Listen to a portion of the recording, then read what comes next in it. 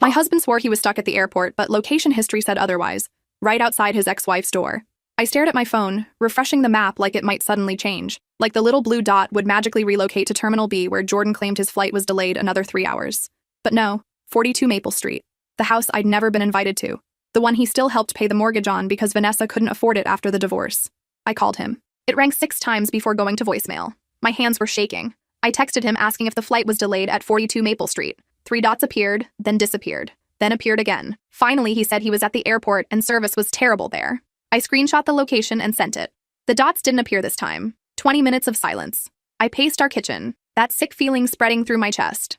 The same feeling I'd ignored 6 months ago when he started working late every Thursday. The same one I pushed down when Vanessa started texting him about the kids at 11 p.m. When he finally called, his voice was careful. He said he could explain. Vanessa had an emergency with Chloe. He just stopped by to help before heading to the airport. His phone must be glitching with the location. For 3 hours? I asked. He'd been there for 3 hours. Silence. Then he said it was complicated. Chloe was having a panic attack. He couldn't just leave. Something in his tone made my stomach drop. That smoothness. Like he'd rehearsed this. I told him to put Chloe on the phone. She's calmed down now. She's sleeping. Then put Vanessa on. More silence. She's upset. It's not a good time. I hung up and called Vanessa directly. We'd never spoken before. Not really. Just awkward hellos at school pickups. She answered on the second ring. I asked if Jordan was there, my voice steadier than I felt. Jordan? No. He's supposed to be on a business trip. Why? My heart stopped. I told her he said he was at her house helping with Chloe. Chloe's at her dad's house. My house. She's fine. She's doing homework right now. Jordan hasn't been here in weeks. I thanked her and ended the call. My hands wouldn't stop shaking. I pulled up the location history again. Every Thursday for the past 6 months, the same pattern, 42 Maple Street. But if he wasn't with Vanessa, then who? My phone buzzed. A text from an unknown number telling me I deserved to know the truth. Check the white sedan in Vanessa's driveway. License plate ends in 447. That's not Jordan's car. I sat down hard on the kitchen floor. I zoomed in on the map, switched to satellite view. There was a white sedan in the driveway. I pulled up our insurance policy, checked Jordan's car registration. His car ended in 392. I screenshot everything, the location history, the times, the insurance papers. Then I drove to 42 Maple Street. I don't know what I expected to find. Maybe nothing, maybe everything. When I pulled up, Jordan's car wasn't there, but the white sedan was. A woman I'd never seen before walked out Vanessa's front door, laughing at something on her phone. She got into the white sedan and drove away. Vanessa came out 30 seconds later, locking up. She saw me and froze, then walked over slowly. You're Jordan's wife. It wasn't a question. Who was that?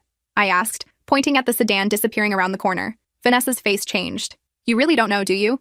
She pulled out her phone, scrolled through her photos, and handed it to me. It was a screenshot of a real estate listing, 42 Maple Street, listed for sale 3 weeks ago. I moved out last month. Jordan bought the house from me, cash offer, told me he wanted it as an investment property. She swiped to the next photo. It was Jordan and the woman from the sedan, kissing on the front porch. Vanessa had taken it from her car across the street. I came back today to get the last of my mail. I've been documenting who comes and goes. I thought you should know. That's why I texted you. I looked at the house, our savings, our future. He'd bought his ex-wife's house too. My phone rang. Jordan. I didn't answer. Instead, I forwarded Vanessa's photos to my lawyer. Then I called my sister. Becca picked up on the first ring. She'd never liked Jordan. From day one, she'd said something was off about him. The way he'd isolated me from friends. How he'd convinced me to add his name to my inheritance after Dad died. I'd called her dramatic. Told her she was jealous of my happiness. Now I wished I'd listened. Get to my place, she said when I explained everything. Don't go home. Not yet. I drove to Becca's apartment in a daze. She had wine ready and her laptop open. She worked in tech, knew her way around data better than anyone I knew. She pulled up Jordan's location history on my phone and started mapping patterns. Look at this, she said, zooming out. Every Thursday, yes, but also Tuesdays. And Saturday mornings when you're at yoga. My stomach turned. I'd been so blind. Becca pulled up our joint bank account. I watched as she scrolled through months of transactions. Small withdrawals, nothing that would raise suspicion individually. But together, they added up to over $40,000. He's been planning this, Becca said quietly. This isn't some affair that got out of hand. This is systematic. I thought about our conversations over the past year. How Jordan had suggested I quit my marketing job to focus on starting a family. How he'd taken over our finances because he was better with numbers. How he'd convinced me to sell my condo and move into his rental property so we could save money. I'd given up everything. My job, my independence, my safety net. My phone buzzed. Jordan again. This time, I answered. Where are you? His voice was tight with barely controlled anger. I told him I was at Becca's. We need to talk. Come home. Now. The command in his voice made my skin crawl. How many times had I responded to that tone? Apologized for things that weren't my fault? Rearranged my life to accommodate his moods? No, I said. I think we're done talking. Silence.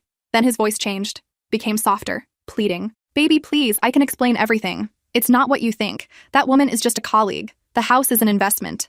I was going to surprise you. I almost believed him. Almost. 6 years of conditioning doesn't disappear in an afternoon. But then I remembered the kiss in Vanessa's photo. The way that woman had laughed coming out of the house. Our house. Bought with my inheritance money. I hung up. Becca looked at me with something like pride. That's my girl. We spent the next 3 hours documenting everything. She helped me download all our financial records, email conversations, text messages.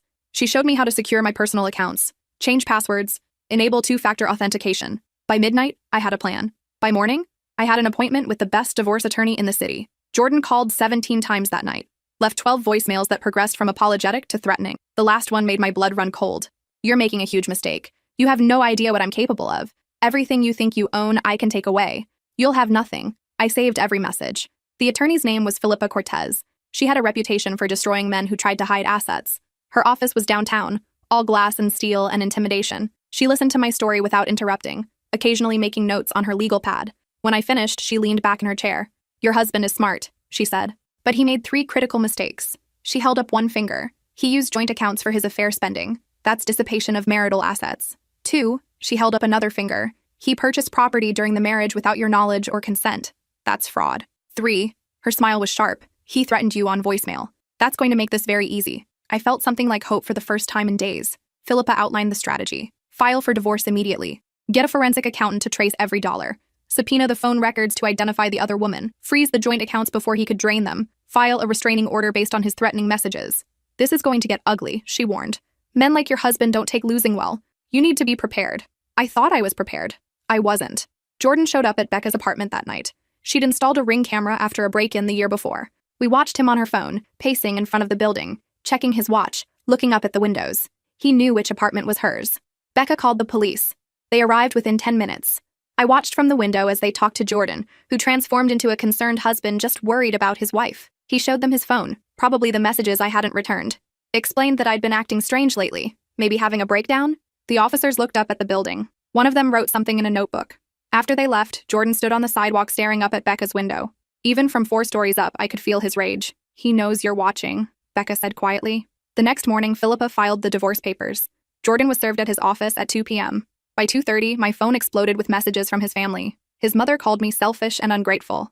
His brother said I was destroying a good man over nothing. His sister sent a long text about how I'd always been cold and difficult, how Jordan had tried so hard to make me happy. They'd all been CC'd on the same script. I could practically see Jordan feeding them lines. But then his mother called again. This time, her voice was different. I found something, she said, in Jordan's old room. I think you should see it. We met at a coffee shop near her house. Linda had always been kind to me, in a distant sort of way. She'd raised 4 boys mostly alone after her husband died. Jordan was her youngest, her baby. She slid a worn notebook across the table. I was cleaning out the closet for a yard sale. This was hidden in the back behind some boxes. I opened it. The first page was dated 8 years ago. The handwriting was Jordan's, but younger, less controlled. It was a list of women's names. Next to each name were notes. Assets, family connections, weaknesses, timeline. My name was on page 4 with a star next to it. Father recently deceased, inheritance pending. Works in marketing, makes decent salary. Close with sister but few other friends. Trusting, naive about finances. Timeline, 2, 3 years. My hands started shaking. Linda's eyes were filled with tears. I don't know what to say. I didn't raise him to be this. There were other notebooks, plans, strategies, financial calculations. Jordan had been running cons since college. Small ones at first. Borrowing money from girlfriends and never paying it back. Moving in with women and having them cover rent while he saved. Getting engaged to access joint accounts, then disappearing. I was just the biggest score yet. The woman in the white sedan, I said. Do you know who she is? Linda nodded slowly. Her name is Tabitha. She's been calling the house asking for Jordan. Claims he promised to marry her once he got his finances sorted from a difficult divorce. My difficult divorce. The one I hadn't even filed yet when he met her. How long? I asked. Linda consulted her phone. Based on the calls, at least a year. Maybe longer. I photographed every page of those notebooks. Linda insisted I take them. He's my son, she said. But what he's doing is wrong. I won't protect him from consequences anymore. Philippa nearly cried when I showed her the notebooks. This is prosecutable fraud. We're not just talking divorce anymore. This is criminal. The forensic accountant's report came back 3 days later. Jordan had hidden money in accounts under his business name, his mother's name, even Chloe's college fund. He'd taken out credit cards in my name without my knowledge. The debt totaled over $60,000. But the investment property, the one he'd convinced me to co-sign for, was worth $300,000. And thanks to Linda's documentation, I could prove he'd purchased it with intent to defraud. The criminal investigation opened the following week. White-collar fraud, identity theft, theft by deception. The DA assigned to the case was a woman named Gabrielle Solis, who'd built her career on prosecuting financial crimes. She told me Jordan had done this before. Different names, different cities. One woman in Portland had lost her entire retirement account. Another in Denver was still paying off debt he'd accumulated in her name. They'd never been able to make charges stick because the women were too ashamed to testify.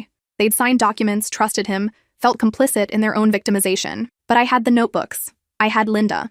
I had Vanessa, who was now cooperating after learning Jordan had forged her signature on the house sale documents. And I had Tabitha, who'd come forward after seeing the news coverage. She'd lost $40,000 to Jordan, plus her car and her grandmother's engagement ring. She'd been living in his investment property, paying rent to him while he told her the house was owned by a cousin. We were going to bury him. The preliminary hearing was set for 6 weeks out. In the meantime, Jordan hired a crisis management team. Suddenly, stories appeared on local news blogs about unstable ex-wives making false accusations, about vindictive women using the legal system as a weapon. My photo appeared on a Reddit thread dedicated to false accusers. Someone had leaked my address, my phone number, my employer's contact information. I had to take a leave of absence from the new job I'd just started. Becca hired a security company to monitor her building. Linda changed her phone number after someone spray-painted traitor on her garage door. This is what he does, Philippa explained. He makes you the villain. Makes everyone question your credibility before you can present evidence. But we had something Jordan didn't expect. We had his other victims. Gabrielle found 6 more women across 4 states. Each had a similar story. A whirlwind romance, quick commitment, access to finances, then devastation. The earliest case went back 12 years. Jordan had been running this con since he was 23 years old. At the preliminary hearing, the judge reviewed the evidence, the notebooks, the financial records, the testimony from Linda and Vanessa. Jordan sat at the defense table in an expensive suit, looking like a successful businessman wrongly accused. But when Tabitha took the stand and described how Jordan had proposed to her 3 months ago, showed the engagement ring he'd bought with her credit card, even Jordan's high-priced attorney looked uncomfortable. The judge set bail at $250,000. Jordan's family couldn't raise it. He spent the next 4 months in county jail waiting for trial. I should have felt victorious. Instead, I felt hollow. 6 years of my life had been a calculated lie.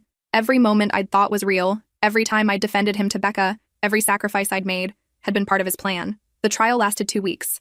The prosecution called all 8 victims. Each told essentially the same story. Each had lost money, credit, years of their lives. Jordan's defense strategy was to paint us as bitter ex-girlfriends who couldn't accept the relationships hadn't worked out. His attorney called character witnesses who described Jordan as kind, generous, misunderstood. But then the prosecution called an expert in financial crimes who walked the jury through Jordan's pattern, the timeline, the methodology, the escalation. He called it a classic long con, executed with precision. The jury deliberated for 6 hours. Guilty on all counts. Jordan got 7 years for fraud, 2 years for identity theft, 5 years for theft by deception, to be served consecutively. 14 years total, with possibility of parole after 9. The judge ordered restitution to all victims, though we all knew we'd never see that money. Jordan had spent it all. The investment property was sold, the proceeds divided among us. I got back about $30,000 of the inheritance I'd lost. Better than nothing. Not nearly enough. After the sentencing, I stood in the courthouse hallway with the other women. We'd formed an odd sort of support group during the trial. Shared hotel rooms, compared notes, held each other when the testimony got too painful. Tabitha hugged me. We did it.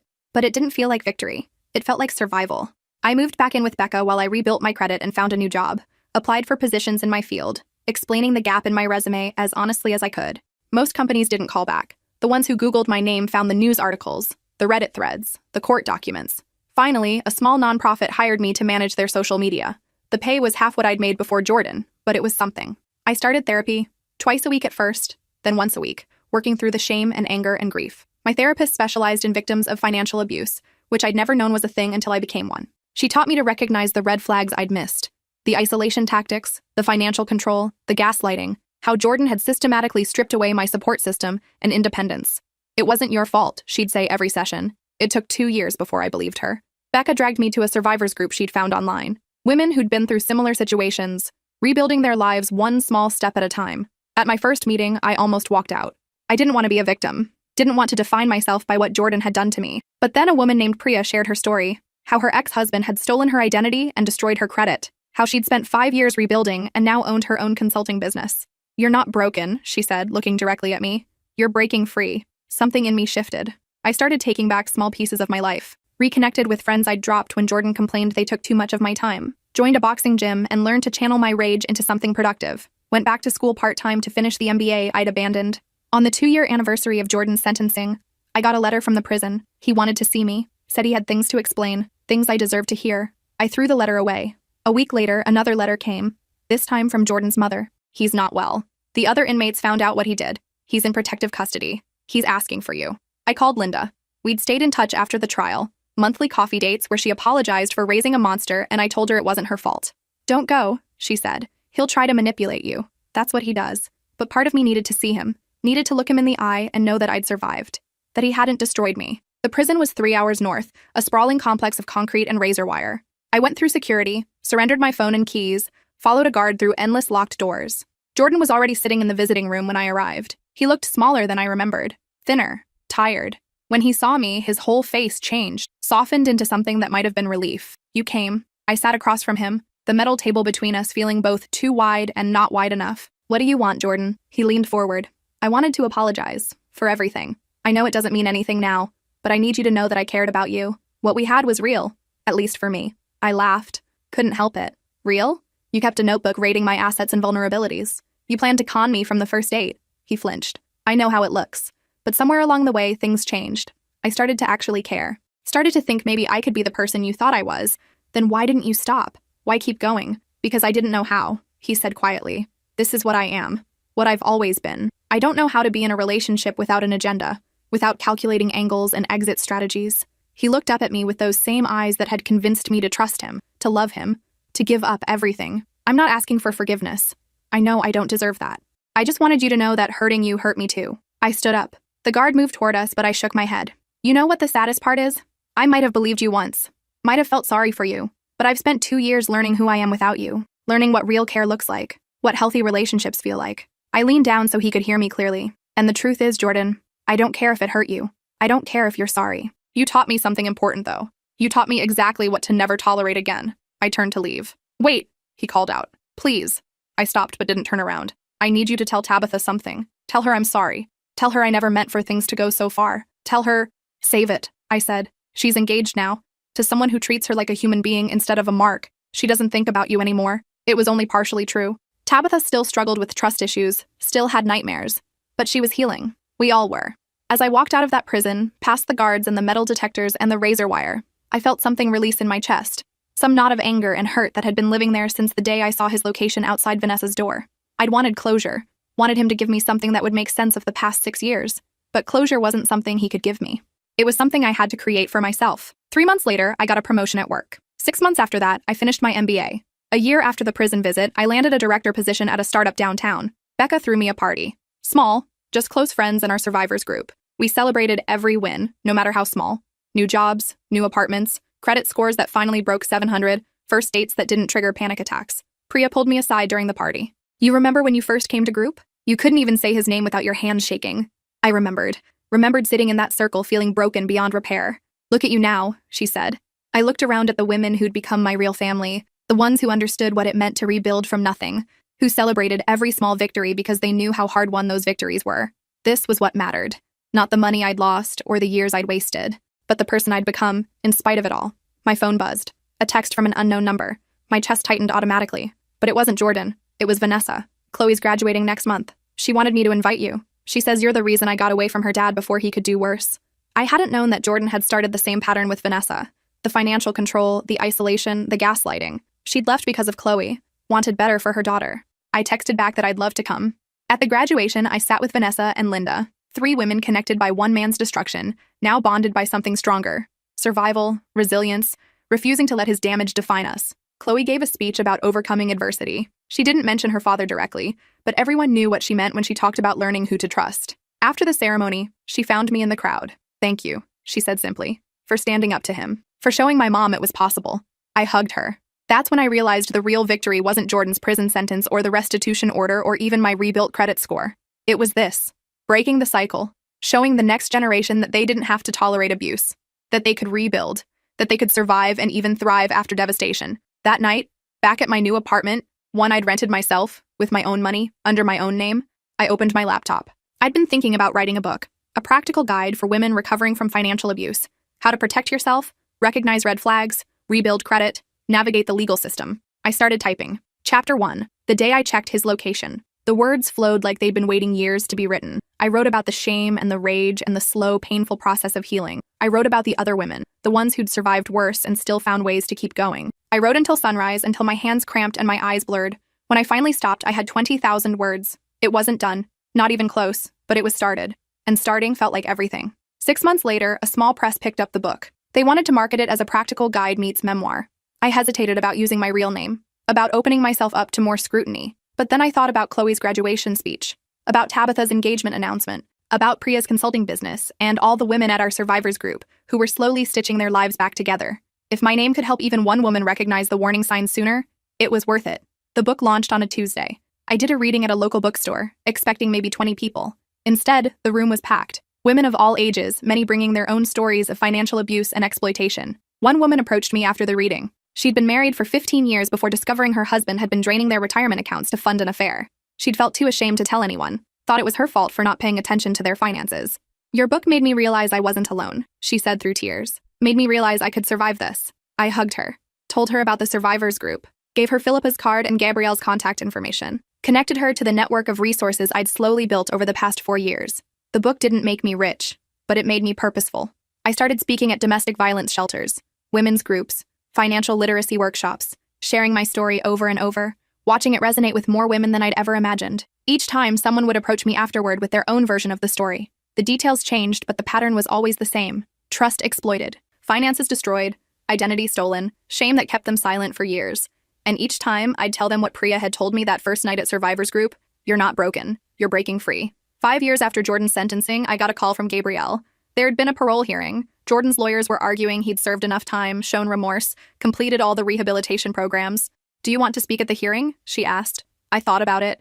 Thought about seeing Jordan again, standing in front of a parole board, making the case for why he should stay locked up. But then I thought about my life now. The book, the speaking engagements, the women I'd helped, the peace I'd finally found. "No," I said. "I don't need to see him again. My victim impact statement is on file. That's enough." Gabrielle was quiet for a moment. "That's growth," she said finally. "Real growth." The parole board denied his release. He'd serve another 3 years minimum. I felt nothing when I got the news. Not relief or satisfaction or vindication, just nothing. Jordan was a chapter in my life, not the whole story. And I was done letting him take up space in my head. Instead, I focused on what mattered. The second book I was writing, a workbook with practical exercises for financial recovery. The nonprofit I'd joined the board of, one that provided legal aid to victims of financial abuse. The mentorship program I'd started, pairing survivors with women who'd successfully rebuilt. Becca got married that fall, asked me to be her maid of honor. At the reception, she pulled me aside during the dancing. "You know what I'm most proud of?" she said. "I braced myself for a sappy speech about sisterhood, that you didn't let him make you cynical, that you still believe in love and trust and goodness. That's the real victory." She was right.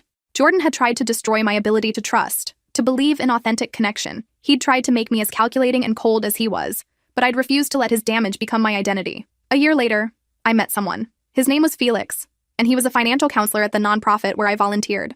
We'd worked together on several cases, and I'd noticed how patient he was with clients, how he never judged them for the financial mistakes they'd made, how he celebrated small victories like they were major triumphs. He asked me to coffee one Saturday.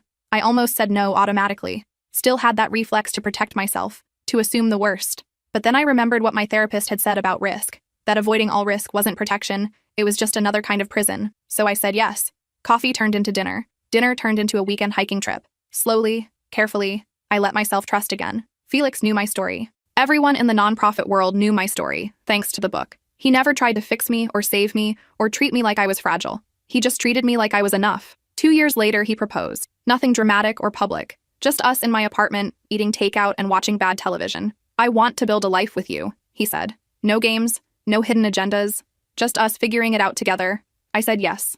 We got married at City Hall with Becca and Felix's sister as witnesses. No big ceremony, no elaborate plans. We'd both learned that what mattered wasn't the wedding but the commitment, the daily choice to show up honestly. On our first anniversary, Linda sent a card. She'd moved to Arizona after Jordan's conviction, trying to distance herself from the scandal, but she still checked in regularly, still carried guilt for her son's actions.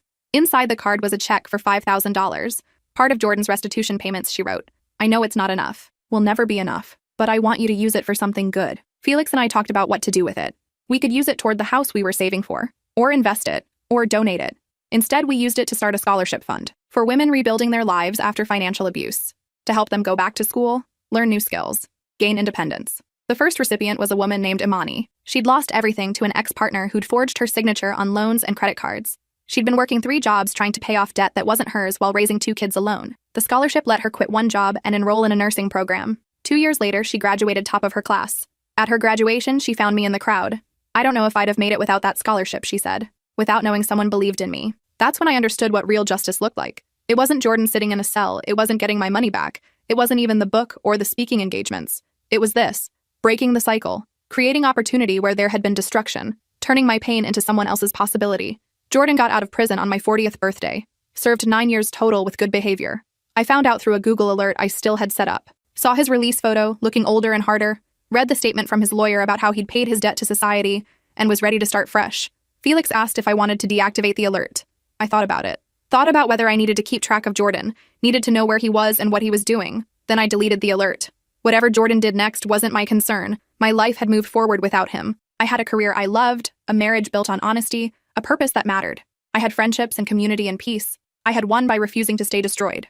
That night, Felix and I celebrated my birthday with Becca and her family. We ate cake and played games and laughed at inside jokes. Normal, boring, beautiful domesticity. This was the life Jordan had tried to steal from me, the life I'd fought to rebuild. And as I looked around at the people I loved, the life I'd created from rubble and ruins, I realized something important. I was free. Truly, completely free.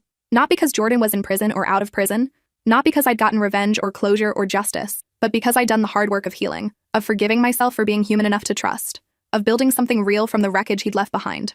The next morning, I got an email from a woman named Octavia. She'd read my book and wanted to share her story. Her boyfriend had been stealing from her for 3 years, and she'd just discovered it. She was terrified and ashamed and didn't know where to start. I wrote back immediately, gave her the same resources I'd been given, the lawyers, the counselors, the support groups, told her what Priya had told me 7 years ago. "You're not broken, you're breaking free." Then I added something new, something I'd learned through years of rebuilding. And on the other side of this, there's a life better than anything you can imagine right now. Trust me, I've lived it.